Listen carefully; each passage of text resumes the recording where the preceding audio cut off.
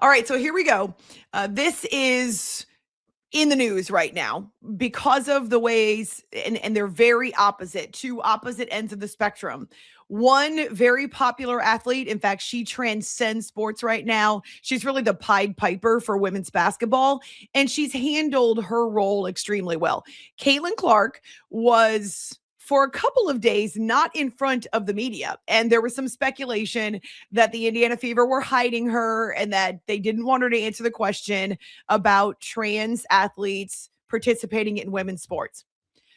And this, of course, has been generated. A lot of this conversation has been generated by Sophie Cunningham, who is her teammate and in some ways her enforcer, although I know Sophie doesn't like being called that. But Sophie is bold. She is out there. She is unafraid, unashamed, and she is someone who doesn't take herself too seriously. But also, I think Sophie's fairly savvy when it comes to keeping herself in the spotlight. Okay. So she makes the statement that she does in a couple of different interviews about how women's and girls sports, in her opinion, should be for biological women and girls. And there's been a firestorm since then. So finally, Caitlin Clark is in front of a microphone after a game on Sunday because they saw their 5-game winning streak end at the hands of the Minnesota Lynx. So she's sitting at the podium and she's asked the question. And though the reporters try multiple times to get her to answer a question definitively about which side she falls on or what she thinks about Sophie's comments, she directs this back to basketball. And it's kind of an awkward moment, but you can see the look on her face that she is not going to budge. Another reporter tries a different way and a different phrasing of the question, and she points back to the last reporter and says, I just answered that question. So whether it was Caitlin's choice or whether it was the Fever's choice, and I honestly don't know, my guess is that Caitlin would prefer not to wade into political and social issues. And there are a couple of reasons for that. A couple of reasons I believe that. Number one is that she did a recent interview at the All-Star game. In fact, did 2 interviews at the All-Star festivities, the All-Star game, about how she just wants to play basketball and why can't the focus be on basketball? And this went back to the Alyssa Thomas situation and the punch to the throat and the suspension and all the narratives around how the WNBA hates Caitlin Clark, or this is a racist thing, or it's because this reason and that reason. And Caitlin mentioned that it's exhausting to feel like the second you step out of the locker room, you've got to deal with all of this fallout from every little thing that's under a microscope that happens to her over the course of a game. She really wants to focus on basketball. So I do believe that about her. At the same time, the Fever may have helped her and coached her and given her advice about how to answer the question because they knew it was coming when she got in front of a microphone. Okay, so Caitlin, I feel like I can't say plead the fifth right now because that's taken on a whole different connotation. However, Caitlin chooses not to answer. And it reminded me of Michael Jordan. Do you remember how Michael Jordan was very apolitical during the course of his career? And in the decades that have passed, all you sad saps who never got to see Michael Jordan play live, I do pity you. In the decades that have passed, Michael has admitted that, and people around him have admitted that what he wanted to do was remain neutral in the middle of the road because he was trying to sell sneakers, right? He was really the first major athlete to have this contract with Nike that just exploded. So he wanted to remain neutral because he did not want people to take sides and then not buy his sneakers or not support him. Okay, so that reminded me of Michael Jordan when I heard Caitlin Clark take that neutral stance. I'm not going to talk about it. That's up to the WNBA to set policy. You then, as fans, you can believe what you want because she's left it open-ended. You might choose to think that she's on your side or she's against you. But I know from personal experience, because I do not talk politics on my shows, that very often when you take a middle of the road approach or you remain neutral like Switzerland, people assume you're on this side or you're on this side. And they take comments that you've made about other topics that weren't political, and they infer which side you're on. And in some cases, even without me validating or expressing my views explicitly, people will get upset at me either because I didn't take a stand or because they believe they know what side I'm on. And after that, they're out. Okay. So I've had all of that happen to me, even though I've never once stated my political views, the way I vote, blah, blah, blah, blah, blah. It doesn't mean it's not important to me. It means I choose not to use this forum to share my political views. In fact, I'm very passionate about politics and very passionate about what's happening in our country, but I don't believe this is the forum for me. And I don't want to divide my audience in half. So I understand if that's the approach that Caitlin Clark took. I don't think it was mandated by the Fever. I don't believe the Fever are making her say, hey, talk to the WNBA, because Caitlin's got the leverage, not the Fever. Now, the other extreme is Aaron Rodgers. He goes on the Pat McAfee show, and they were doing a remote broadcast, a live broadcast from Steelers camp, from Steelers training camp. And there's a bunch of people up on a stage, plus Pat, of course, and they've got a long-standing relationship. I don't know whether or not Aaron's going back to his weekly appearances, but I do know that he had saved up all of his shots for this moment, feeling validated. And I won't go back and review everything that happened with Aaron Rodgers in 2021, but when he didn't get vaccinated, he told people he was immunized, and people felt like he lied. He was firmly on the opposite side of that. 5 years down the road, 6 years down the road, I think it's pretty clear that there are plenty of Americans who felt like they couldn't speak out their views about the vaccine, or in some cases were forced to get the vaccine they didn't want. Okay, whether or not you got it, whether or not you supported it, whether or not you believe what was being told, we're now finding out there was a lot of misinformation. And also, people who spoke out against the vaccine were very often treated poorly. Public figures, family members, that kind of thing. That's not an opinion, that's fact. So here's Aaron Rodgers, who was put through the ringer, fairly or unfairly. People are still trying to decide whether or not he was treated poorly for his views or whether or not he lied and he was a big fat jerk. But he waited for the opportunity to blast Anthony Fauci and some of the principles, some of the values, some of the PR that was trotted out that was made to look like truth. Okay. So you've got Caitlin, who's taking a neutral stance. You've got Aaron Rodgers, who couldn't be any more forceful. In fact, it was kind of funny, just as so, and I don't watch Pat McAfee on a regular basis. It's not quite my style, but he has a good relationship with a lot of people and gets a lot of great guests. And it was really funny, just as a member of the business, to see him try to reel in Aaron Rodgers, who refused to talk about anything but how he felt validated and how he was wrong and how all of his views now have proved right. And Anthony Fauci is a criminal. So that's the extreme to which he went. And so I'm wondering, what's your reaction when athletes use their platforms to share their politics or their views? Okay, so we would love to hear from you. You can comment on the stream. I hope it's not locking up. For me personally, and this goes back to my days understanding that politics will divide your audience. As I said, I'm very passionate. My husband and I, we are extremely passionate over politics, and we at times will find ourselves engaging in very passionate discussions with our family members and friends. Sometimes they agree with us, sometimes they don't. So we want to be respectful. There's a Bible verse that really matters to me in Ephesians: speak the truth in love, meaning tell the truth, but be kind, be loving, be caring about it. We're not trying to ramrod what we believe down someone else's throats, but we are very passionate about our political and social views. Okay, so can we, or should I, use my platform? I've chosen not to. I even had a listener / viewer say to me yesterday, I thought you were better than that. You have a responsibility to use your platform. Well, I don't agree with that. I believe that being apolitical allows me here on the show, allows me to connect with people and form relationships with people. I don't think that this forum over a live stream is the best way to have a conversation where I can't see you and we can't speak in person, face to face, eye to eye. Though I hope that you're seeing my eyes right now. I'm trying to make eye contact. But when it comes to sports and doing my job, here's the bigger picture. I want to be able to do my job objectively and effectively.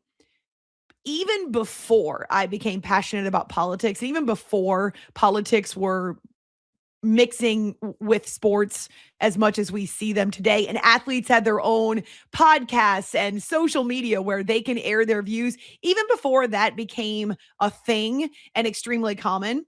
I remember going back to, again, 20 years ago or so, when an athlete that I was covering ended up having an affair, cheated on his wife. And that's fairly common too. Okay. I'm not acting like it's one guy. But I remember that I was really upset about it. And I, at the time, felt like my opinion about that athlete changed.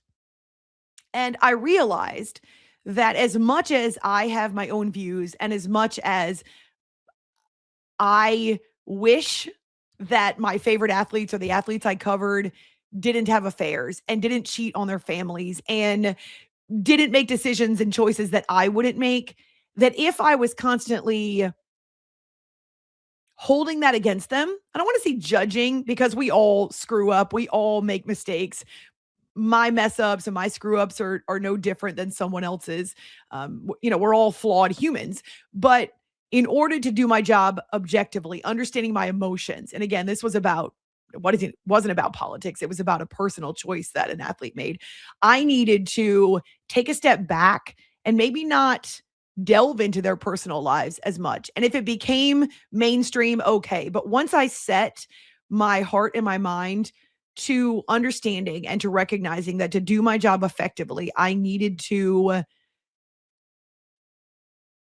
not hold their personal choices against them, it was better for me to not even know. And so people have asked me in the past, obviously before Kobe Bryant passed away, how can you talk about him without talking about the allegations? Same thing with Ben Roethlisberger and other athletes. How can you talk about them and laud their athletic achievements when they win or when they do something amazing and not point out that they were also accused of X, Y, and Z? Well, because that's not part of the sports narrative. And so back to the politics, I'll listen to Aaron Rodgers. I'll listen to Caitlin Clark. And at times I may know their political and social views, but there are other times where I feel like it's better for me not to know. So that's how I remain objective. And that's how I feel like I'm most effective at doing my job. It's not that I don't care, but in order for me to be professional, in order for me to be the best at what I do, which is talking about athletes and their accomplishments and the thrill of victory and the agony of defeat, I need to not care how they feel socially, politically, religiously, all those types of things. Because I can promise you that my religion, my faith is different than probably the vast majority of athletes out there. So there's a lot of ways we're going to differ. I still need to be able to do my job.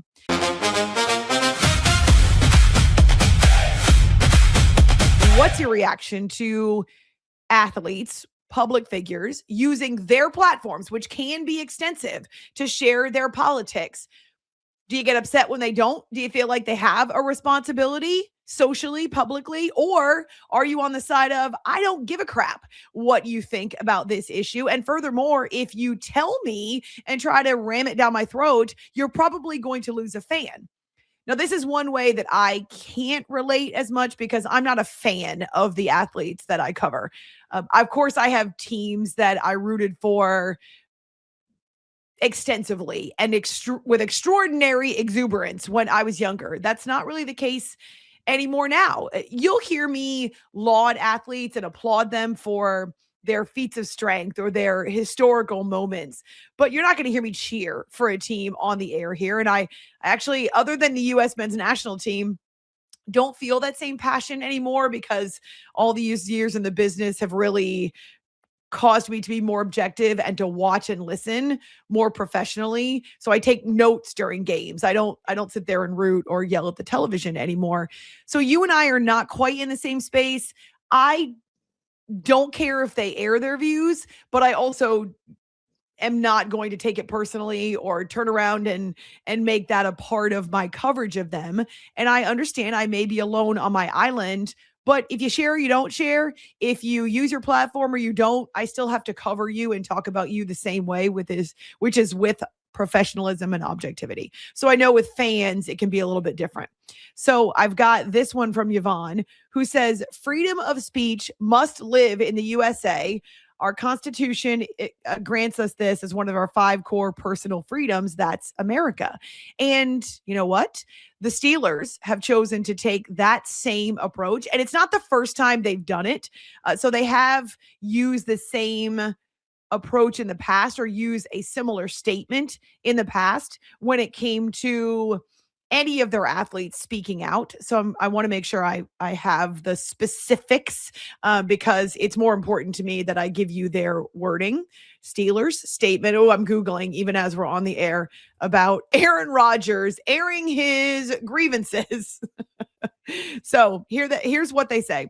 And this is coming from their director of communications. Quote, discussions around culture and politics can bring differing perspectives, and our players are entitled to their own personal views. With respect to that, I am certain there are a variety of opinions on many topics within our locker rooms. That's part of the Steelers' statement to, I wouldn't say support Aaron Rodgers, but I would say to indicate that they support his right to speak out publicly. Now, that doesn't mean he might not lose a business partner or that a corporation may not want to sponsor him or the Steelers anymore. So if it's Aaron Rodgers' right to speak out under the Constitution and in the United States of America, a freedom that I support because I talk for a living. So yes, I support it. It doesn't mean there won't be consequences, right? So it doesn't mean there isn't backlash on Aaron Rodgers from fans or from corporate business partners.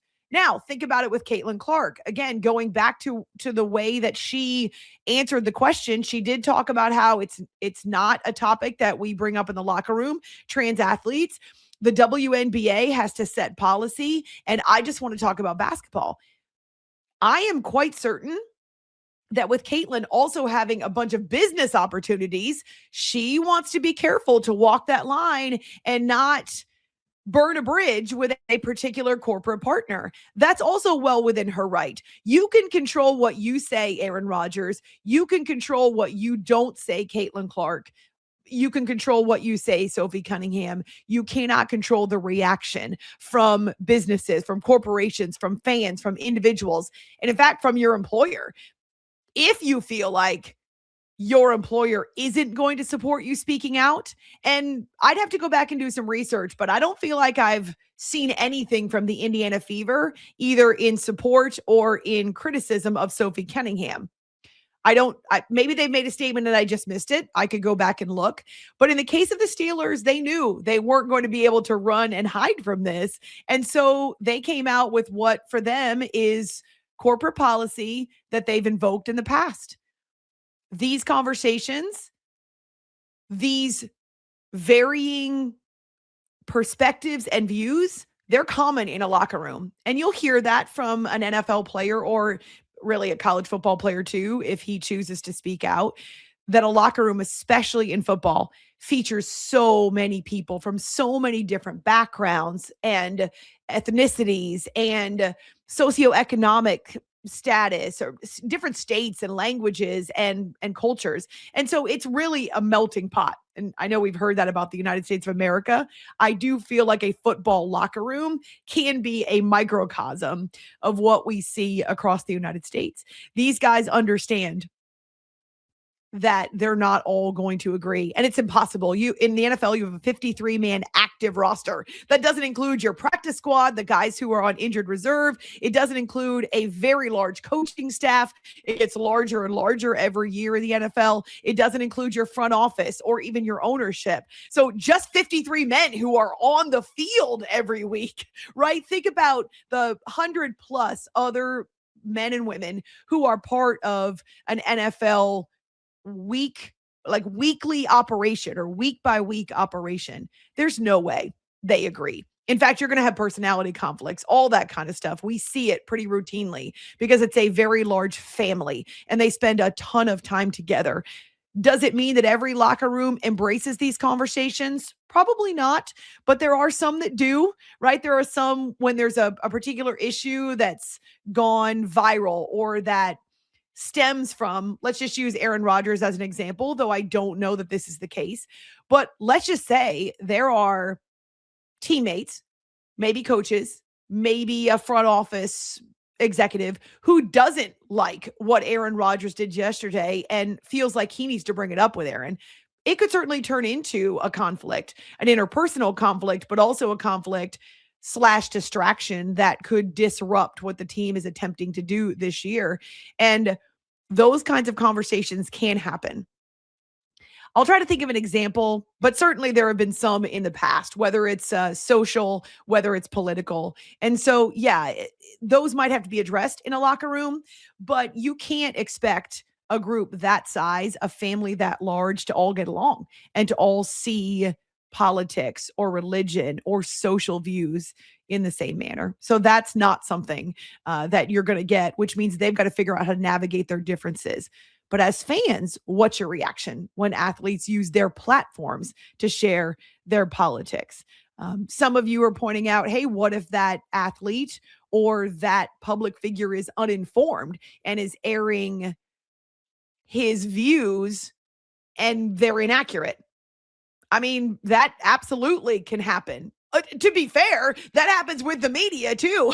There are times, and I hope that media companies are showing enough integrity that when they're wrong, they admit it. I've had to do that on the air before. I've either misremembered a stat or a fact, or I've just flat out screwed up and I was wrong about something. So when I'm wrong, you will hear me and see me admit it. But not all media companies do that. And let's be honest, there are varying definitions of truth. Now, I happen to be a person who thinks that truth is absolute. But there are people who believe it can be my truth or your truth or their truth, and your truth isn't my truth. Okay, so there are a lot of different ways that people might look at the information they receive and think, well, that's wrong, or they're just not informed.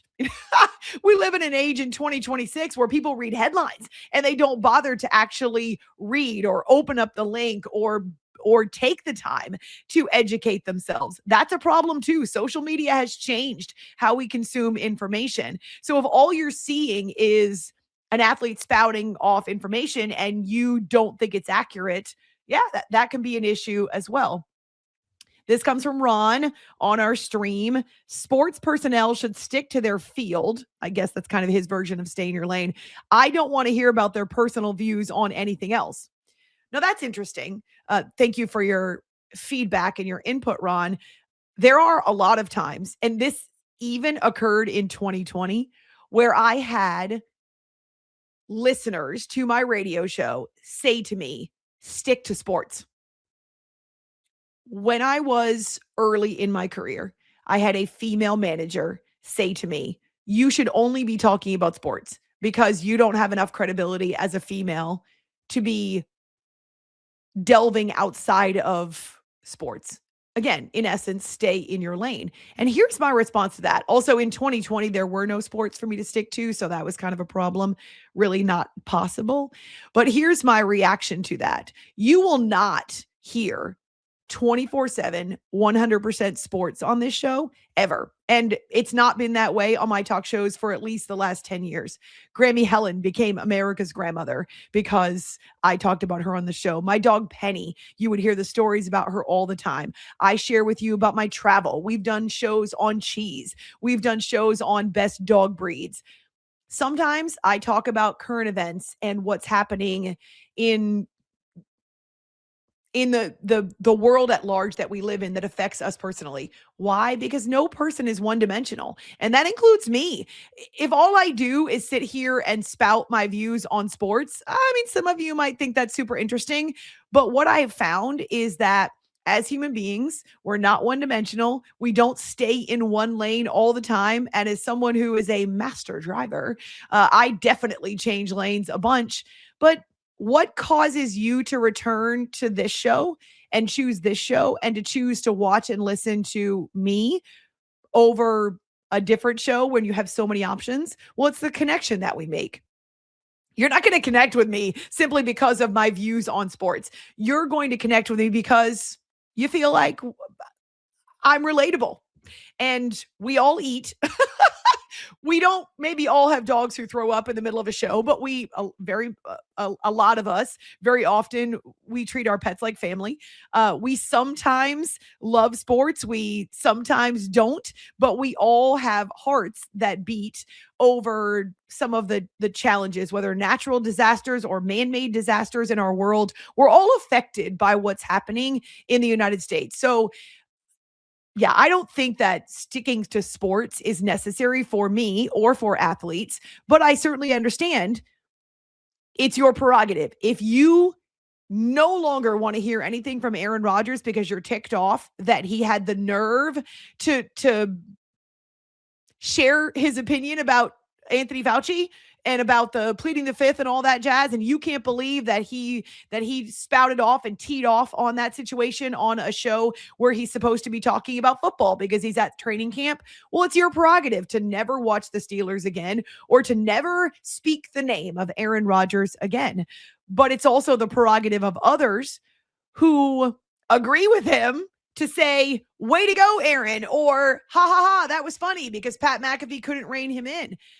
Or maybe with Caitlin Clark, you're thrilled that she's not taking a stand. Or maybe you love that Sophie Cunningham took a stand the way that she did. So again, whether athletes speak out or not, whether they share their politics and their social views or they don't, they can only control what they say. They can't control the reaction. And it's going to be a volatile reaction in the climate in which we live. Let's see. Oh, no, no, no, no, no. Eileen says Colin Kaepernick is a good example of using his platform for his opinion. Yes, he had a massive platform. And depending upon what you believe, that platform and being outspoken may have gotten him to the point where he wasn't going to get another job in the NFL. I could go the other extreme, right? Tim Tebow, he was very open about his faith, and the groundswell of either support or dislike for Tim Tebow caused teams in the NFL to believe that it wasn't necessarily worth it, the reaction to have him on a roster. I ultimately believe, especially in pro sports, but pinpointing the NFL, and we see this a lot of times with athletes who've been arrested or have been persona non grata for something specific, some moment in their careers. Rashee Rice is an example, or Kareem Hunt. I'm just using two that come from the Kansas City Chiefs only because they're very popular these days and because they also have managed to rise above some of the conflicts, but they're also willing to bring guys on board who've either been arrested or been accused of nefarious crimes or have even served some time or have paid the penalty for the crimes and the grievances that they committed. But I firmly believe, like the Chiefs, most NFL teams will bring any athlete on board if they believe he can help them win. It may be a firestorm, but remember when Michael Vick came back to the NFL, there may be a lot of criticism. There may be a ton of backlash. But if you can help an NFL franchise gain a leg up or gain an advantage over an opponent, most teams, the vast majority of teams in the league, will bring a guy on board, even if he's got baggage, even if they know there's going to be a ton of backlash and vitriol that comes their way. And part of that is because eventually we move on in the United States. And also, I think we believe in second chances, sometimes third chances, not always. Sometimes we have our opinions that that's the unforgivable sin and that guy or gal should never work again. But in many cases, you'll see athletes pop up again if they still have usefulness. It's kind of sad to say it that way, but it's true. If they still have usefulness and can help a franchise win.